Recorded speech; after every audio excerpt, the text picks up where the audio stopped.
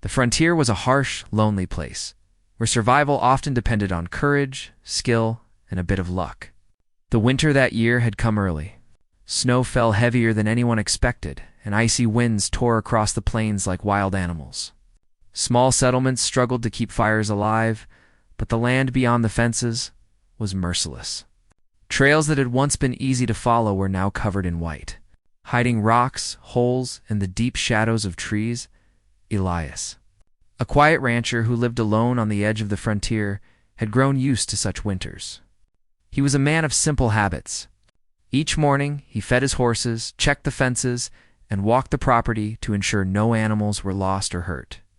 Though he lived far from the nearest town, he had enough to survive. His cabin was sturdy, with thick wooden walls and a chimney that released smoke steadily into the gray sky. Life was simple but hard, and Elias had learned to enjoy the peace that came with it. That evening, as the sun sank behind the distant hills, the wind picked up. Snow blew in sharp gusts, stinging the skin and making each step difficult. Elias was returning from the barn after checking his herd when he noticed a figure in the distance. At first he thought it might be an animal, perhaps a stray horse or a wandering wolf. But as he squinted through the falling snow, he realized it was a person, a woman. She struggled against the wind, her form small and fragile, her movements uneven. Elias's first instinct was caution. The frontier was dangerous, and strangers could bring trouble. But then he saw her stumble, nearly falling into the snow. Her arms were wrapped around herself, and her clothes were thin, soaked with snow and wind. She did not have the strength to walk any further. Without thinking, Elias ran toward her. When he reached her, he saw the exhaustion and fear in her eyes. "Are you all right?" he asked, his voice calm but firm. She did not answer immediately. She tried to pull herself up, but her legs were too weak. Elias lifted her carefully, wrapping her arms around his neck, and carried her to his cabin. Snow clung to her hair and clothing, and her face was pale from the cold. The wind screamed outside, rattling the wooden shutters and filling the night with a bitter howl. Inside the cabin, Elias laid her down near the fire. He set wood around the hearth and started the flames, watching as the warmth slowly reached her chilled skin. The woman shivered uncontrollably, hugging herself, as if trying to hold on to what little warmth she had left. Her hair was dark and tangled, her eyes wide and full of fear. Elias noticed a small, faded scar on her cheek. He wondered silently how much she had suffered to end up here, alone and freezing. "My name is Elias," he said softly. "You're safe now. The storm is too strong to be outside." The woman's lips moved, but no sound came out. She only nodded slightly, her body trembling. Elias handed her a blanket, and she wrapped it around herself, though it did little to stop the shivers. He could see she was worn out, not just from the cold, but from the long days of traveling alone. He guessed that she had nowhere to go, that the frontier had pushed her to its edge. Hours passed, and the storm outside grew worse. The wind hit the cabin walls with such force that Elias thought the windows might break. Snow piled against the doors, and the temperature inside the room dropped despite the fire. He had seen cold before, but this was different. This was a cold that could steal life from the weak and unprepared in hours. He looked at the woman, noticing how her shivers had intensified. Finally, she spoke, her voice trembling like a bird caught in a storm. It's too cold," she said, her words barely audible over the wind. "We must sleep. Together, otherwise." Her voice trailed off, and Elias understood immediately. This was no request born of comfort or habit. This was survival. Elias hesitated, unsure what to say. His life had always been quiet, disciplined, and alone. He had never shared a bed with anyone, not even his family, which he had lost long ago. But looking at her now, seeing the fear and exhaustion in her eyes, he realized there was no shame in helping her survive. She was not dangerous. She was merely human, and so was he. "All right," he said finally, his voice steady. "We will keep warm together, but only to survive the night." The woman nodded, relief flooding her face. Elias moved some blankets and straw onto the floor, arranging them near the fire. She lay down carefully, curling up to conserve heat. He did the same beside her, keeping a small distance at first, respecting her space while still sharing warmth. The fire crackled softly, and for a few minutes, all that could be heard was the sound of breathing, the occasional crack of the fire, and the wind moaning outside. Slowly, the woman relaxed. Leaning slightly against the warmth of Ilias's side, she had not had a safe place to sleep in months, and the tension in her body began to ease. Ilias noticed how small and delicate she looked in the dim light, and he felt a quiet responsibility settle over him. He could not let her suffer, not while he had the means to help. As the night went on, he learned her name Mara. She had been cast out from her settlement after rumors and gossip spread about her. People had accused her unfairly of causing trouble, and she had been forced to leave everything she knew. She had walked for days across the frozen plains, searching for shelter, food, and safety. Ilias listened quietly, offering small words of comfort. He did not judge her, and she slowly began to trust him, if only enough to tell part of her story. The storm raged outside, and the fire dimmed as the night wore on. Ilias shifted slightly, ensuring the woman stayed warm. Mara's breathing became slower, steadier. She no longer shivered as violently, and a faint sense of peace returned to her eyes. For the first time in months, perhaps years, she felt safe. She had survived the storm. It was because of this stranger who had taken her in. By the time the first light of dawn crept through the frosted windows, Ilias and Mara had both slept fitfully but safely. The wind had not stopped, but the worst of the night's cold had been survived. Ilias watched Mara as she stirred, brushing snowflakes from her hair and blinking against the weak morning light.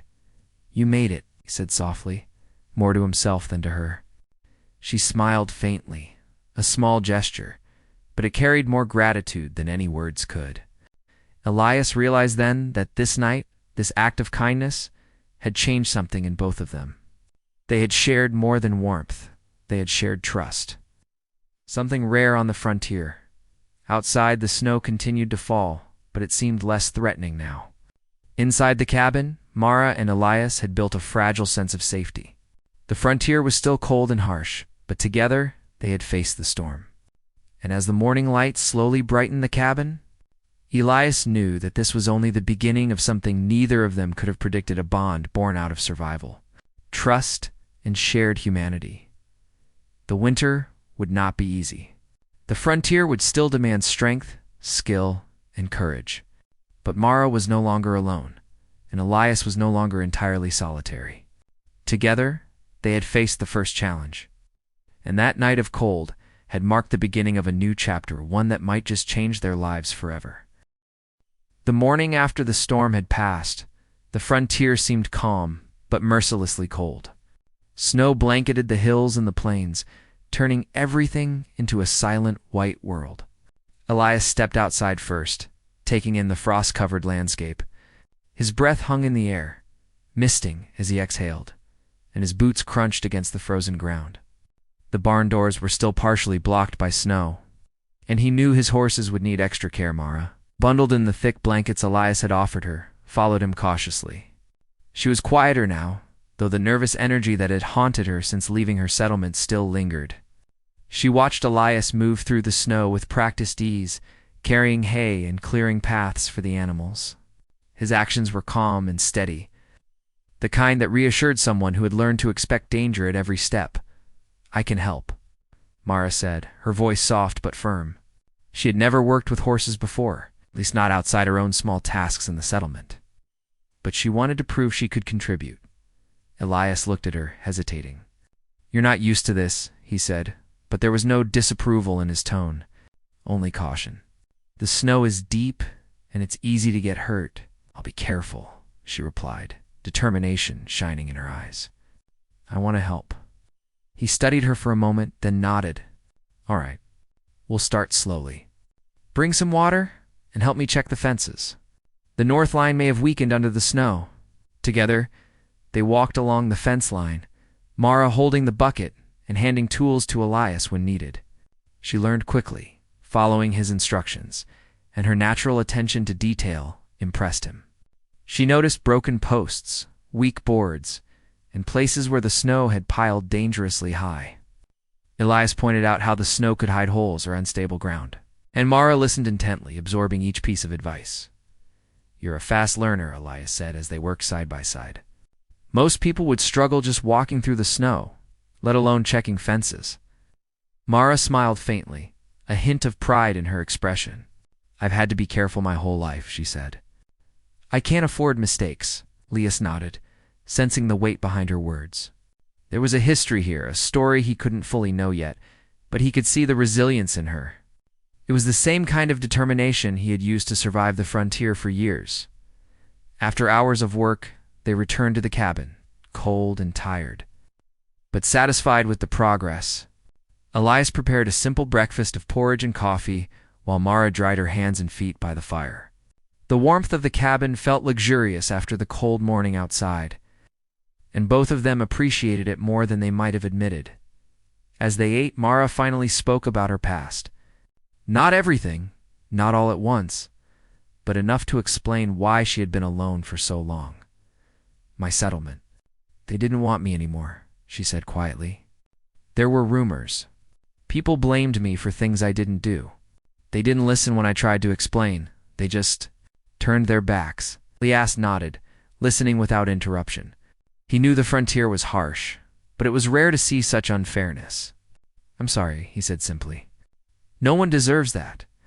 Mara's eyes glistened, and she looked away. "I had nowhere to go, no one to trust. I thought maybe the cold would take me before I had to keep walking." Elias reached across the table and placed his hand near hers.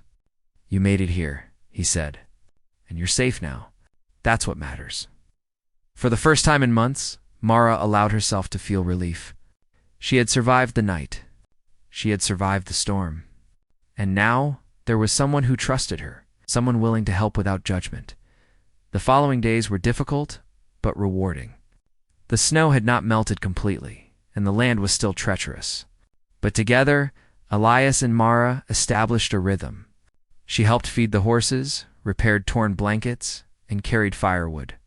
Elias showed her how to make the barn more secure against storms, how to check for frostbite in the animals, and how to read the signs of approaching weather. Mara was careful, always attentive, and Elias noticed that she worked with quiet dedication. She never complained, never demanded praise, and yet her presence brought a sense of life to the cabin that had been missing for years. Elias realized he had grown used to solitude, but solitude had a cold edge, something Mara's presence began to soften. One afternoon, as the sun fought to break through heavy clouds, Mara and Elias were repairing a section of fence near the north pasture.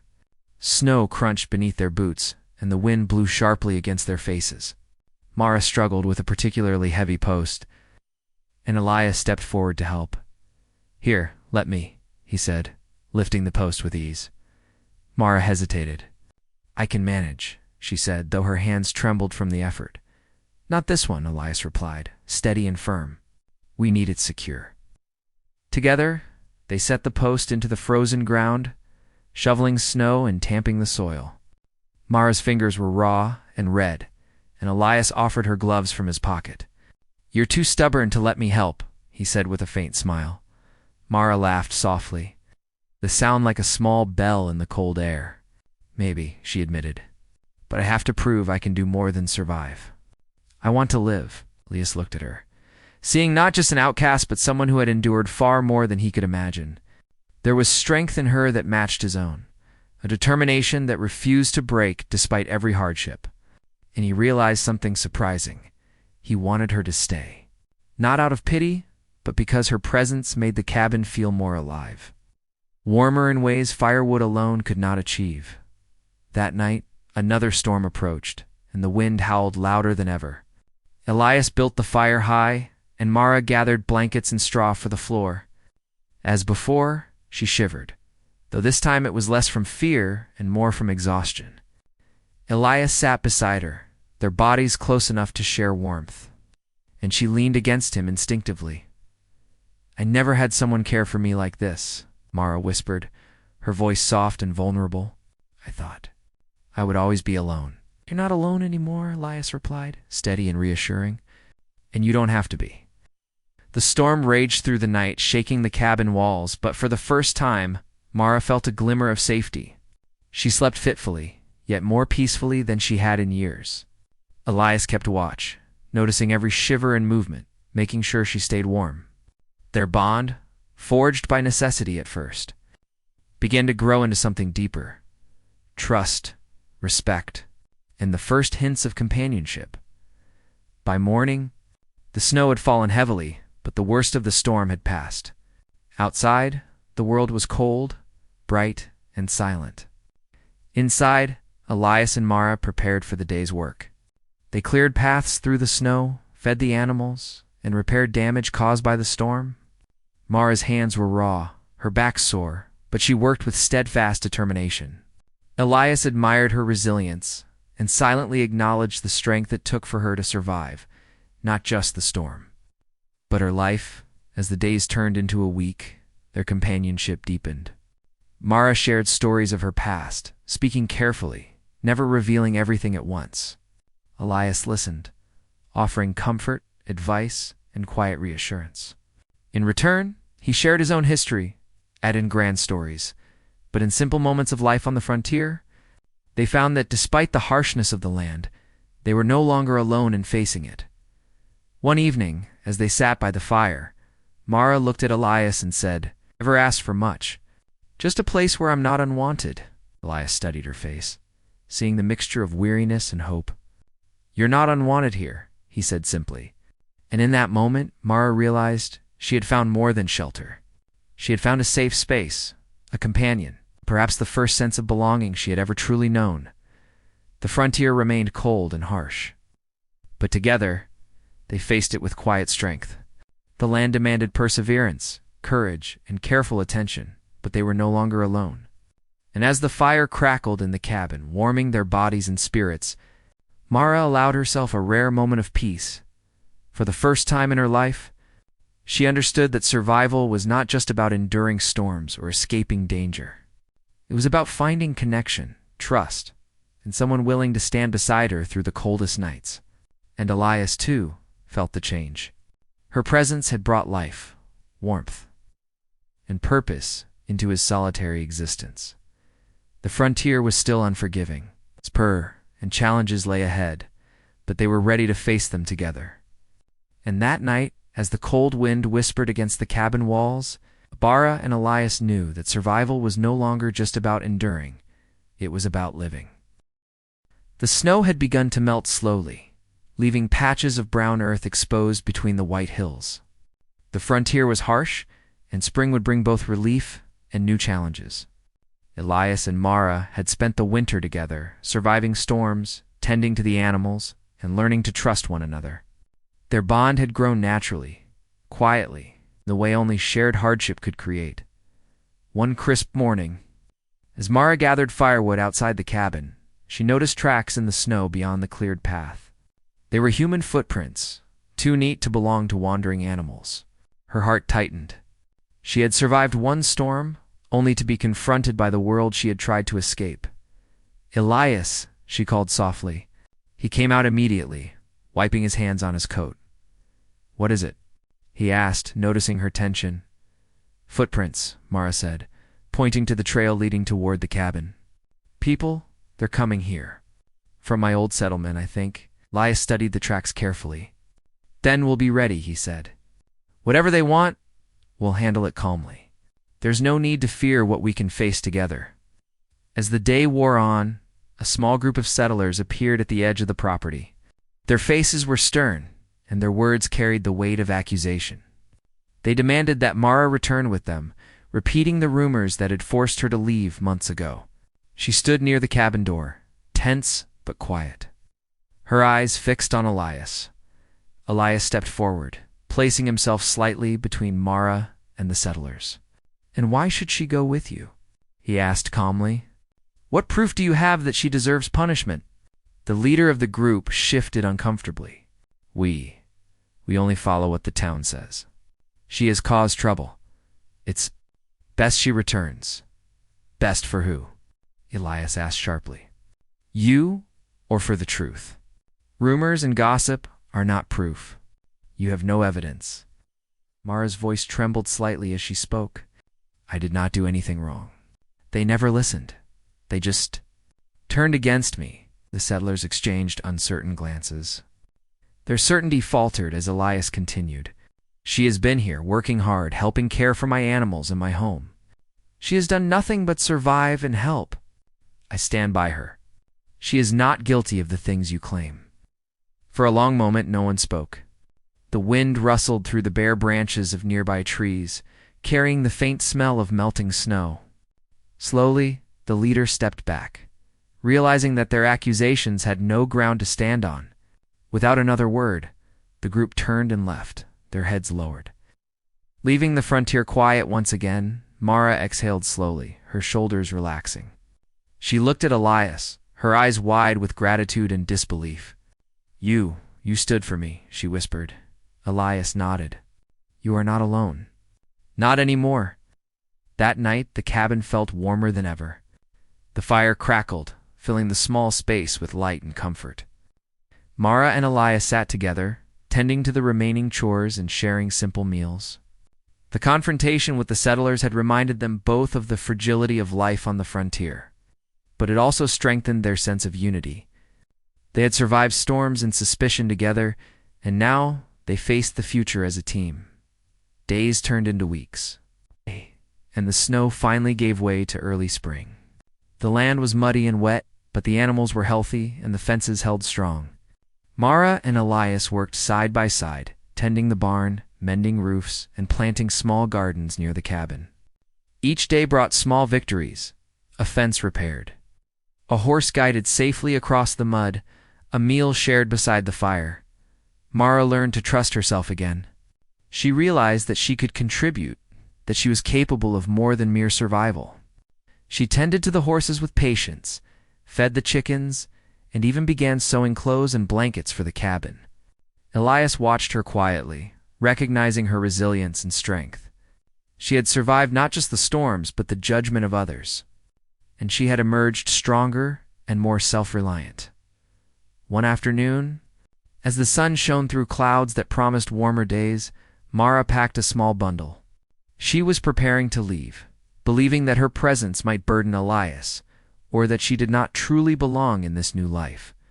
She had grown used to leaving, to being the outcast who wandered from place to place. Elias noticed her movements. "Where are you going?" he asked gently. I thought it was time," Mara said softly. "I don't want to intrude. I've stayed long enough." Elias shook his head. "You are not an intruder. This is your home too, if you choose it to be." Mara paused, her hand still on the bundle. She looked at the cabin, at the animals, at Elias, and something in her heart shifted. For the first time in years, she realized that she had a choice. She could continue wandering, alone and wary, or she could stay in a place where she was valued and safe. The silence stretched between them, filled only by the soft sounds of the frontier, a distant bird, the wind rustling through trees, the faint murmur of the creek nearby.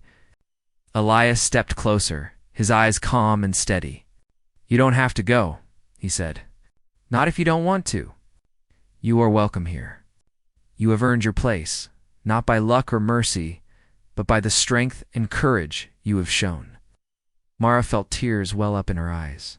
She realized that she had spent so long running from fear and rejection that she had forgotten what it felt like to be wanted. Elias's words reached deep into her heart, offering not pity, but genuine acceptance. She nodded slowly, setting down the bundle. "Then, I choose to stay," she whispered. Elias smiled faintly, relief and warmth in his eyes. "Then we face the frontier together," he said simply. The days that followed were filled with quiet routines and shared work. Mara helped Elias repair the barn roof, plant vegetables in the thawing soil, and guide the horses across the muddy pasture. They laughed over small mistakes, celebrated little victories, and found joy in each other's company. Mara learned to trust again, not only in others, but in herself. She realized that she could be part of a life where she was valued and needed, that the frontier, despite its hardships, could be a place of belonging. Elias, too, felt the change. Her presence brought a sense of life and warmth that had been absent in his solitary years. He discovered that life on the frontier was not just about survival. It was about connection, shared work, and companionship. Together, they built a quiet but resilient life, one rooted in trust, mutual respect, and the shared understanding of what it meant to face hardship together. As spring progressed, the land slowly transformed. Snow melted into streams that nourished the soil. The first green shoots of grass appeared, promising future growth. The barn was repaired, the fences were solid, and the animals thrived. Mara and Elias had not only survived the winter, but had created a life that felt purposeful and secure. One evening, as the sun set in brilliant shades of orange and pink over the horizon, Mara and Elias sat outside the cabin, watching the animals settle for the night. The frontier was still demanding, but it felt less lonely, less unforgiving. Mara leaned slightly against Elias, feeling a warmth that had nothing to do with the sun or the fire. It was the warmth of acceptance, trust, and belonging. "You've changed my life," Mara said quietly, her voice full of gratitude. "I never imagined I could feel safe again, or wanted. You've given me that." Elias looked at her with a gentle expression. "And you've changed mine," he said. "Your strength, your courage. It reminds me why we endured this land. Not just to survive, but to live." Mara smiled faintly, feeling a deep sense of peace. She realized that the frontier, which had once seemed so harsh and unrelenting, had become a place of new beginnings. Here she was not an outcast, not a wanderer, not a victim of rumors. She was home. The frontier would always bring challenges, storms, cold and hard work, but now she would face them with someone by her side. Elias and Mara had built something rare, a life based on trust, kindness, and shared perseverance. And as the stars appeared in the clear night sky, they knew that together they could face whatever the future held. Life on the frontier had been harsh and unforgiving, but it had also brought them together. Mara had found a place to belong, and Elias had found a companion whose courage and spirit matched his own. The winter storms, the loneliness, and the fear were behind them. Ahead lay a life full of hope, trust, and the quiet joy of living in a world that was still wild, but no longer lonely. And in that silence, beneath the stars, Mara and Elias understood the truth that the frontier had taught them. Survival was not just enduring hardship, it was finding connection, creating home, and sharing warmth with someone who mattered.